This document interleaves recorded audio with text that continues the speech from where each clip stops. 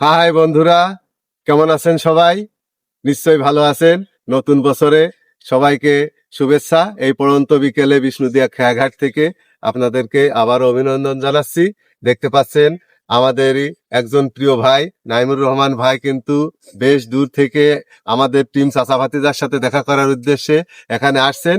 কিন্তু দুঃখের বিষয় ভাতিজা একটু অসুস্থ থাকায় সে বাড়িতে আছে। আর আমাদের টিমের অন্যতম সদস্য ইব্রাহিমুল্লাহ শান্ত আজ আমাদের সাথে আছে। দেখতে পাচ্ছেন ভাই কিন্তু আমার কন্টেন্ট ছাড়াও কবিতার বিশাল ভক্ত।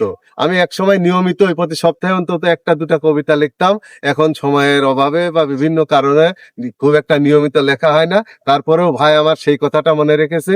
ভাই বলছে যে কবিতা আর পাচ্ছি না, আমি কবিতার বই চাই আপনার। তো ওই সময়ে আমি রোকন মাস্টারের পদ্য সমগ্র নামে প্রায় 50টা কবিতা দিয়ে একটা কবিতার বই বের করেছিলাম। তারই একটা কপি আমার কাছে ছিল, যেটা আজ ভাইকে আমি গিফট করলাম।